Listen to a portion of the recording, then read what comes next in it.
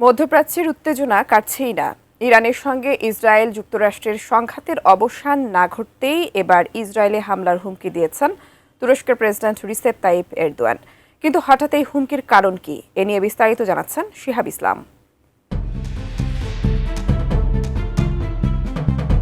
দীর্ঘ এক মাসের বেশি সময় রক্তক্ষয়ী সংঘর্ষের পর ইরানের সঙ্গে ইসরায়েল যুক্তরাষ্ট্রের চলছে যুদ্ধবিরতি। পাকিস্তানের মধ্যস্থতায় কূটনীতির মাধ্যমে চেষ্টা চলছে সংকট সমাধানের, যদিও কোনো চুক্তি ছাড়াই আলোচনার টেবিল থেকে উঠে গেছে দুই পক্ষ। এর মধ্যেই ইসরায়েলে হামলার হুমকি দিলেন তুরস্কের প্রেসিডেন্ট এরদোয়ান। এছাড়া ইসরায়েলে শীর্ষ কর্মকর্তাদের বিরুদ্ধে মানবতাবিরোধী অপরাধের অভিযোগে অভিযোগপত্র দাখিল করেছে তুরস্কের প্রসিকিউটররা। তুরস্কের প্রেসিডেন্ট রিসেপ তাইপ এরদোয়ান ইসরায়েলকে সতর্ক করে বলেছেন, লেবাননে বোমাবর্ষণ অব্যাহত থাকলে তারাও ইসরায়েলে হামলার জন্য প্রস্তুত। এরদোয়ান বলেন, নেতানিয়াহু রক্ত ঘৃণায় অন্ধ, আক্রমণ না করার কোনো কারণ নেই। যুক্তরাষ্ট্র ইরানের মধ্যকার যুদ্ধে পাকিস্তান যদি মধ্যস্থতা না করত, তাহলে আমরা ইসরায়েলকে তার জায়গা দেখাতাম। লিবিয়া ও কারবাখের মতো ইসরায়েলেও আমরা প্রবেশ করতে পারি। কোয়ালিটি সম্পন্ন আন্তর্জাতিক মানের still bar CSRM, committed for better still.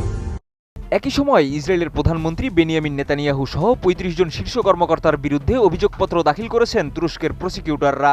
অভিযোগে মানবতাবিরোধী অপরাধ, গণহত্যা, নির্যাতন এবং বেআইনিভাবে স্বাধীনতা হরণের অভিযোগ আনা হয়েছে। অভিযোগপত্রে মোট ৪,৫০০ বছরেরও বেশি কারাদণ্ডের আবেদন করা হয়েছে। তুরস্কের বিচারমন্ত্রী আকিন গুলরেক এই পদক্ষেপকে ঐতিহাসিক হিসেবে বর্ণনা করেছেন। তবে ইসরায়েলও তীব্র প্রতিক্রিয়া জানিয়েছে। নেতানিয়াহু সামাজিক যোগাযোগ মাধ্যমে লিখেছেন, এরদোয়ান নিজ দেশের কুর্দি নাগরিকদের গণহত্যা করেছেন। এছাড়া ইসরায়েলের অন্যান্য শীর্ষ কর্মকর্তারাও তুরস্কের প্রেসিডেন্টের সমালোচনা করেছেন। ইসরায়েলের প্রতিরক্ষা কর্মকর্তা ইতামার বেন গাভির হিব্রু ভাষায় টুইট করে বলেন, এরদোয়ান তুমি কি ইংরেজি বোঝো? এরপর তিনি ইংরেজিতে এরদোয়ানকে উদ্দেশ্য করে অশ্লীল শব্দ উচ্চারণ করেন। আর অভিযোগপত্রে নাম থাকা ব্যক্তিদের একজন তুর্কি প্রেসিডেন্টকে মুসলিম ব্রাদারহুডের একজন বলে বর্ণনা করেছেন। ইসরায়েল ও তুরস্কের মধ্যে একসময় বাণিজ্য ভ্রমণ সম্পর্ক ছিল শক্তিশালী, কিন্তু ইসরায়েল হামাস সংঘাতের পর সম্পর্ক দ্রুত অবনতি ঘটেছে। তবে এরদোয়ানের সাম্প্রতিক এই হুমকির পর মধ্যপ্রাচ্যে আবারও সংঘাতের আগুন জ্বলবে কিনা, সেদিকেই এখন তাকিয়ে বিশ্ব।